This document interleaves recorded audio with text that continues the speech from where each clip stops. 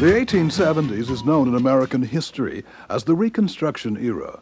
It was a time when America was struggling to mend the wounds that tore apart the country during the Civil War.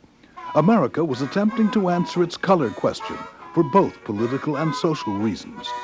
Blacks were given the right to vote by the 14th Amendment, and protection under the law was guaranteed by the 15th Amendment.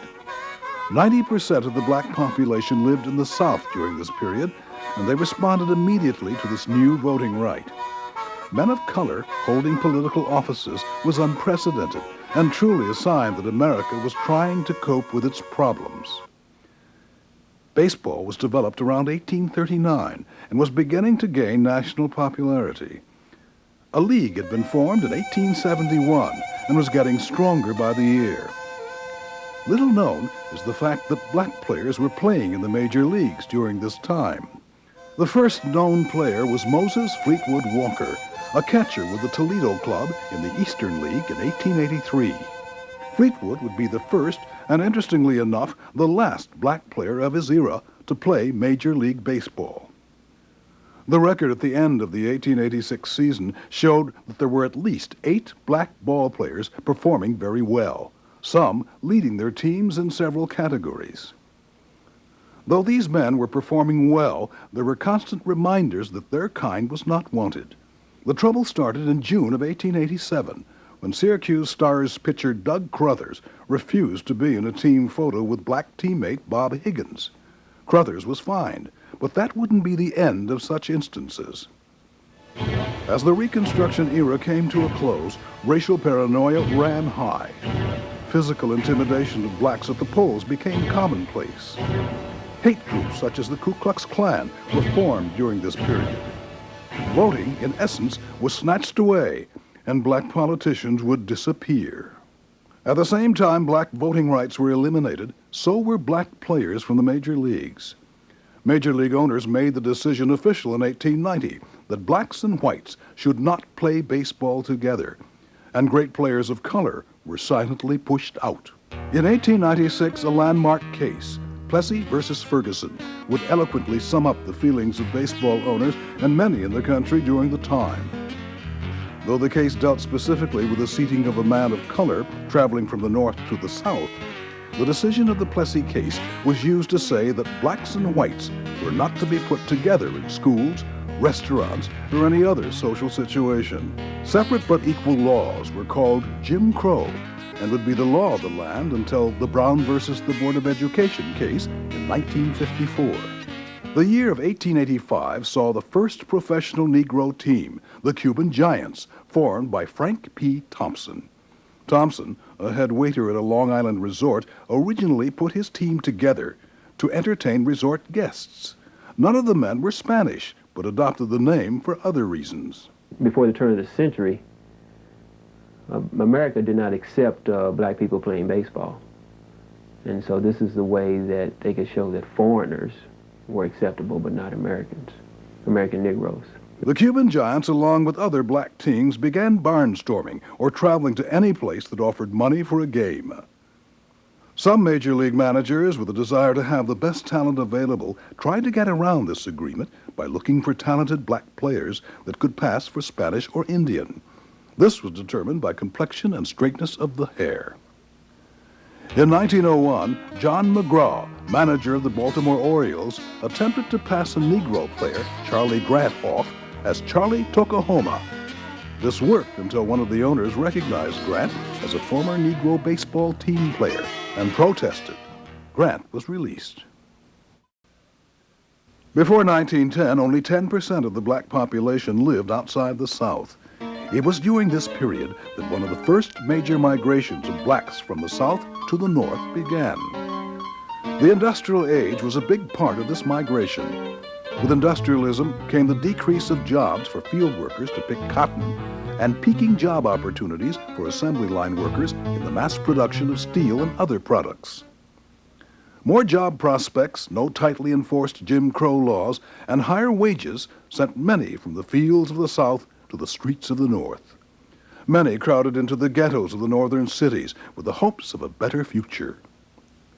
The world was in an uproar as the First World War started in 1914.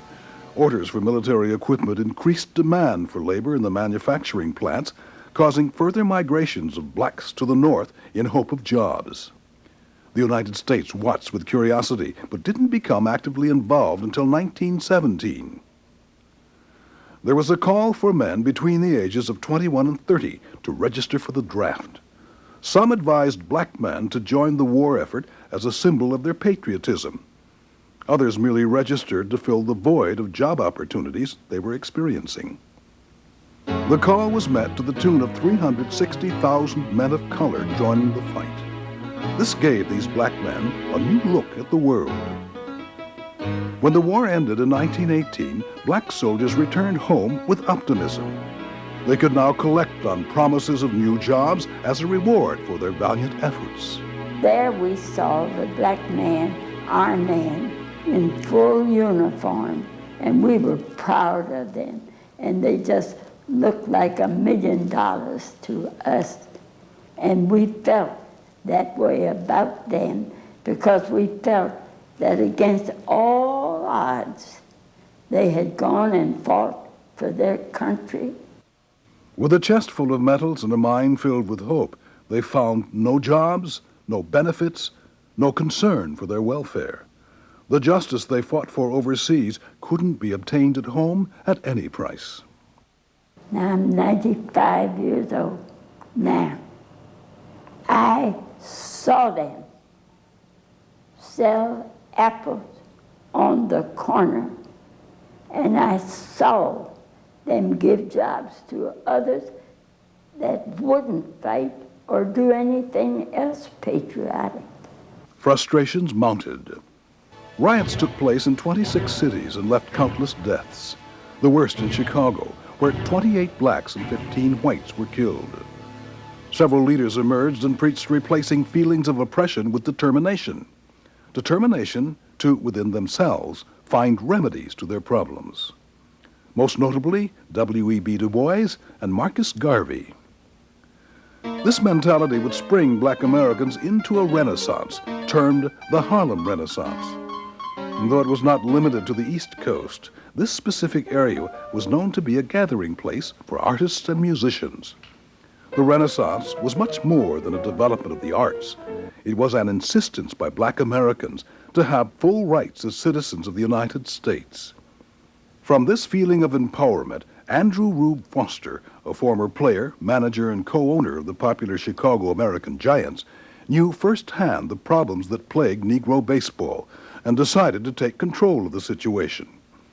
In 1920, Foster formed the Negro National League in Chicago with marginal success. Chicago was not only home to black baseball, but also a refuge for blacks migrating from the South. The Eastern booking agent saw the benefits of the organized Negro National League and in 1923 formed the Eastern Colored League. The Eastern booking agent responsible for Midwest bookings was a Jewish man who would make quite a splash barnstorming a team in another sport. Can you name him?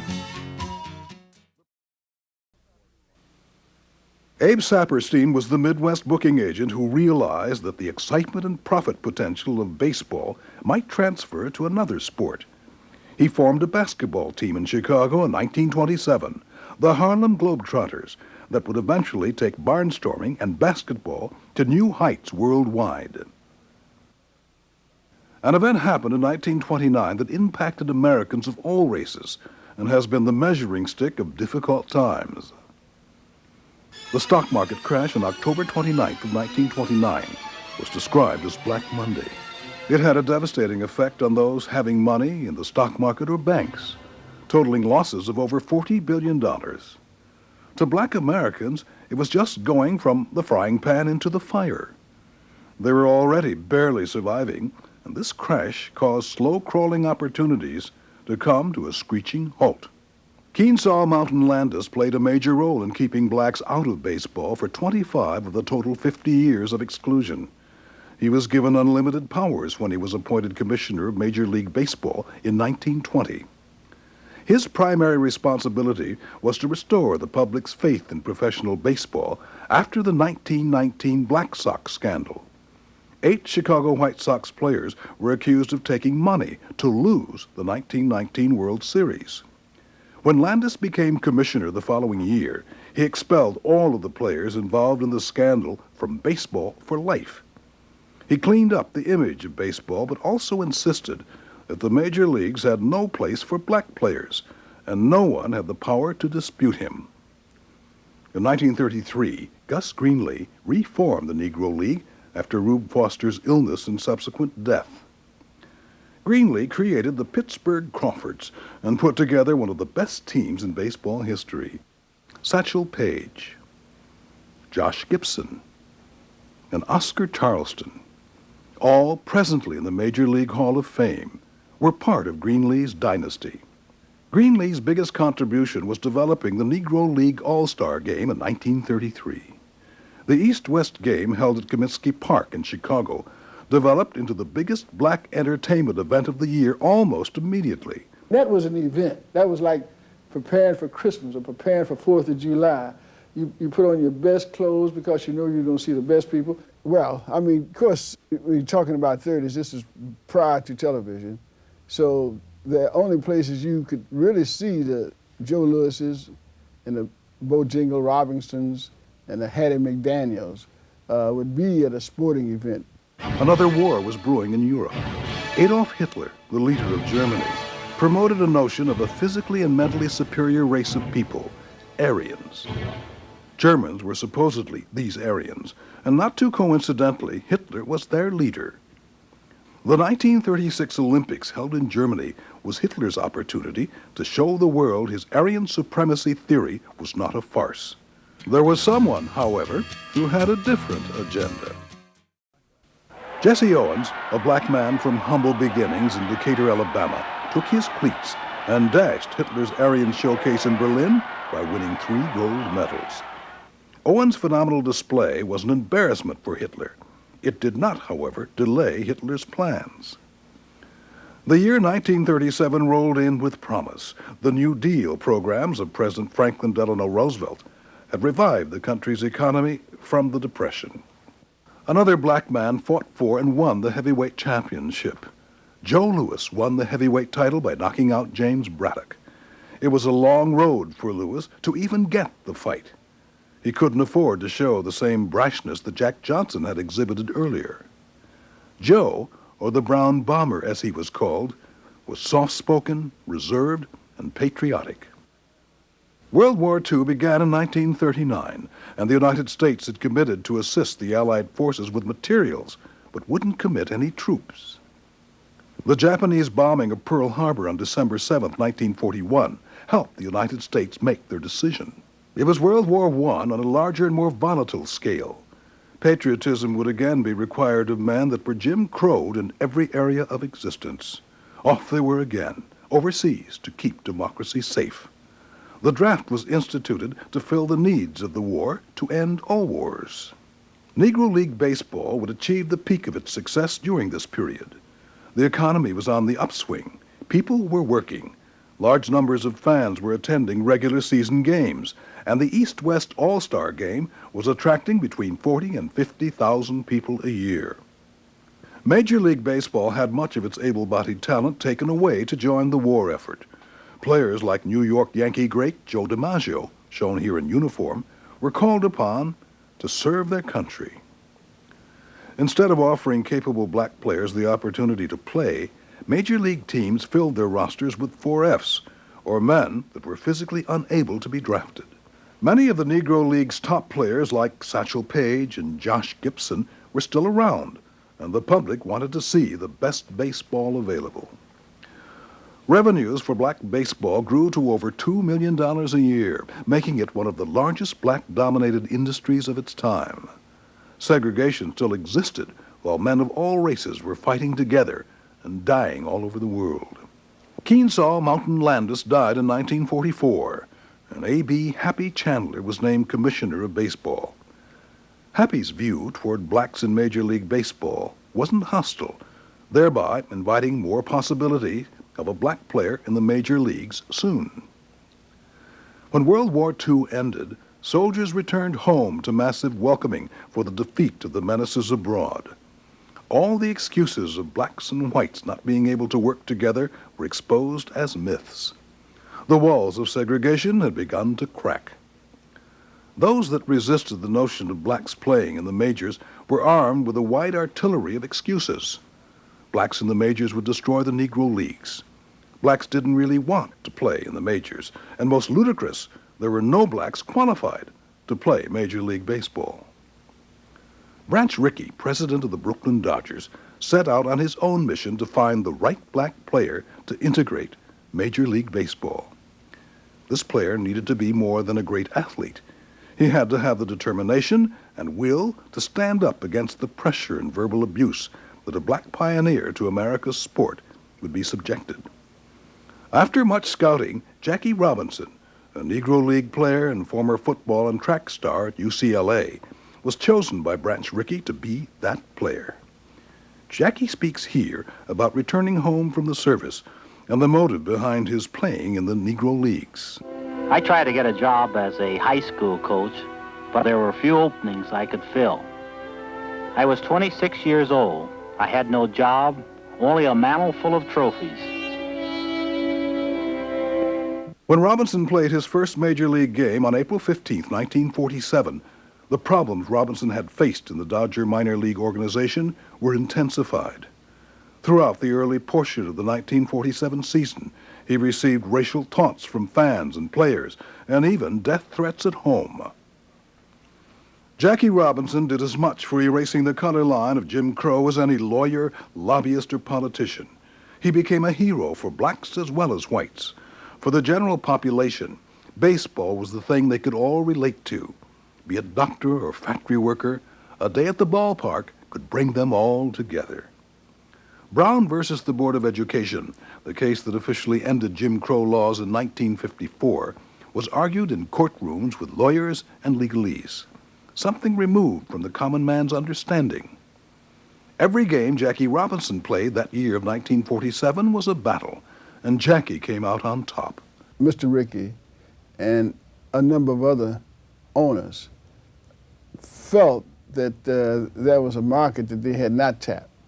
And they had watched the success of the Negro League and the large crowds that they had been able to draw across the country.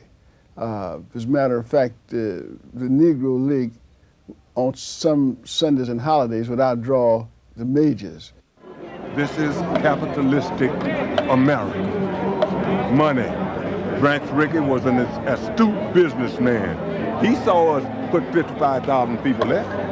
Over at his park at Ebbets Field, he saw us put 35,000 people in there. All these 99 and 10% black people. He saw us put in Yankee Stadium, we put 40,000 people in Yankee Stadium. We would do this all over the league. Jackie's success meant other black ball players would be allowed into the league. There was no longer any reason for major league owners to keep talented and cheaply available players off the rosters. Although segregation was inherently bad, the ending of it meant the crumbling of the empire that Negro League Baseball had worked so many years to build. It was good, but not so good. A black-dominated industry gone. Black owners fought, sometimes with their own personal resources, to keep the league afloat, and having raised it to a prosperous level, were being pushed out of business with no options. Sports writer Sam Lacey covered the Negro Leagues during this period. The black leagues were an institution, and you never like to attack an institution. But they also were a symbol of segregation. And that was something that I felt needed to be erased. None of the owners voiced any serious protest, and we could have gone into court. Then we would have been advocating segregation. It was the best of both worlds for black baseball fans, and they responded by turning out to the major league ballparks to see their native sons playing with the best in the majors. Negro baseball was dead. That killed it. We don't care where you go on the Sundays or day, that's a big Negro day. Everybody was getting to the radio and TV for Jackie. You know what we are? We are the forefathers of the Bo Jackson. We are the forefathers of the Michael Jordans. Yeah, that's just what we are. These were not games that were put on as exhibitions for white crowds or in rural communities for white audiences. These were the best black players getting together, and they were performing for black fans, for a black press, and it was an entirely African-American. It was a very high expression of an African-American experience. The Negro Leagues accomplished a lot of positive goals, not only allowing talented players a showcase and a place to develop, but also paving the way for black sportscasters, newscasters, sports writers, managers, vendors, and owners to move into broader arenas of American communication and business. Its story of achievement has its richest sources in the determination to find within themselves the resources required to meet their needs in difficult circumstances and to put themselves, in spite of all obstacles, on the playing fields of life.